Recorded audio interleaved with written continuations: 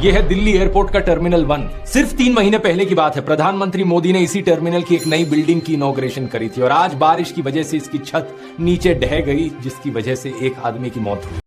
3 दिनों में 3 एयरपोर्ट का कोई ना कोई हिस्सा ढह रहा है। और दिलचस्प बात यह है दोस्तों कि इन तमाम एयरपोर्ट्स का उद्घाटन प्रधानमंत्री ने किया था।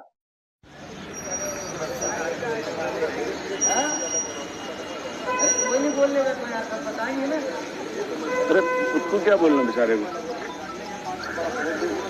19 जून 2022 प्रधानमंत्री मोदी ने प्रगति मैदान की टनल को इनॉग्रेट किया। 700 करोड़ रुपए की कॉस्ट पर इस सुरंग को बनाया गया था, लेकिन सिर्फ 1 साल के अंदर अंदर ही इसमें भारी सीपेज और वाटर लॉगिंग देखने को मिली। फरवरी 2024 में पीडब्ल्यूडी के ऑफिशियल ने बताया कि इस टनल को रिपेयर नहीं किया जा सकता, इसे पूरी तरीके से ओवरहॉल करना पड़ेगा। कि प्रधानमंत्री नरेंद्र मोदी ने कई परियोजनाओं का उद्घाटन किया था, मगर एक बारिश के बाद, एक आंधी के बाद वो धराशायी हो जाता है।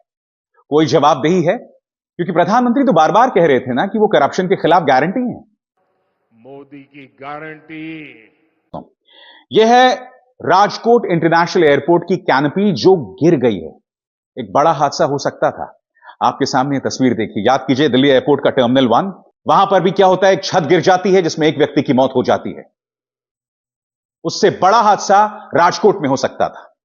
खबरें क्या कह रही हैं आपकी स्क्रीन पर?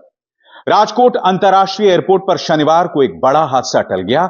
यहां भी दिल्ली एयरपोर्ट के टर्मिनल 1 जैसी दुर्घटना होते होते बच गई। मोदी मीडिया वाले बहाने मारते हैं कि प्रधानमंत्री ने जिस बिल्डिंग को इनॉग्रेट किया वो ये वाली नहीं है, वो नई बिल्डिंग है, इसी से ही अटैच। लेकिन ये पुरानी वाली बिल्डिंग कांग्रेस ने बनाई थी साल 2009 में। चलो मान लिया, लेकिन पिछले 10 सालों में अगर इसकी मेंटेनेंस नहीं हुई है तो उसमें भी कांग्रेस की गलती है क्या? और ये एयरपोर्ट का छत गिर गए, एयरपोर्ट का छत गिर गए, सब एयरपोर्ट का छत गिर रहे हैं। भाई साहब आग लग रहा है जो बकवास कर रहा है ना, सब लिब्रांडू। वहां एयरपोर्ट का छत गिर गया ना बस दिल्ली में, उसके लिए भी अब हमरे शेर का पूंछ खींच रहा है। और वह जबलपुर में गिर गए थे कल, उसके बाद भी फिर हमरे शेर का पूंछ खींचने लगा। जब भी कोई चीज हो जाते हैं तो हमरे शेर का पूंछ खींचने लगता है फालतू में ही। अयोध्या में गड्ढों के लिए राजा दशरथ जिम्मेदार।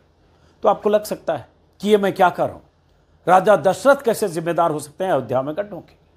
और राजा दशरथ जो भगवान राम के पिता थे, राजा अयोध्या के। दरअसल यह दौर ऐसा है कि सरकार की नाकामियों के लिए, सरकार की असफलताओं के लिए, सरकारी सिस्टम में भ्रष्टाचार के लिए जब भी कोई ऐसी बात आती है, ऐसे खुलासे होते हैं, तो ऐसी लीपापोती की मुहिम चल पड़ती है। उन लोगों ने राम की नगरी को भी नहीं छोड़ा।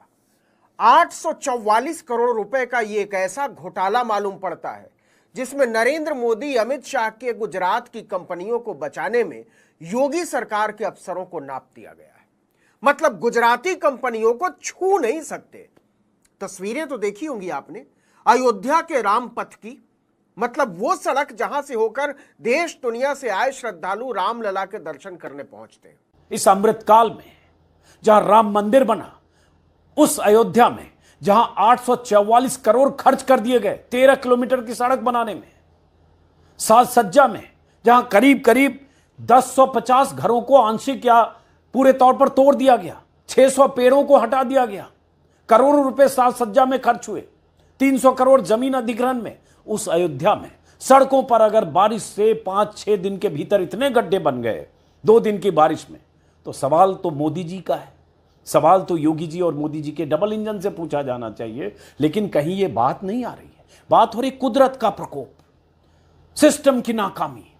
भ्रष्टाचार से मुक्ति चाहिए कि नहीं चाहिए? भ्रष्टाचार जाना चाहिए कि नहीं जाना चाहिए? हिंदुस्तान के हर कोने से भ्रष्टाचार जाना चाहिए कि नहीं जाना चाहिए? कि क्या खेल है? और ये कौन कंपनियां बना रही थी?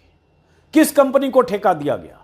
उस कंपनी का गुजरात से क्या कनेक्शन है? वो सब भी जरा आगे। पूरा भारत बेच दिया, कैसे व्यापारी बैठे हैं। 1-2 जगह नहीं, अब अयोध्या में बीजेपी को सबक सिखाने वाली जनता पूछ रही है कि 844 करोड़ रुपए गुजराती कंपनियों पर लुटाकर आपने अयोध्या को दिया क्या है? ये गड्ढे।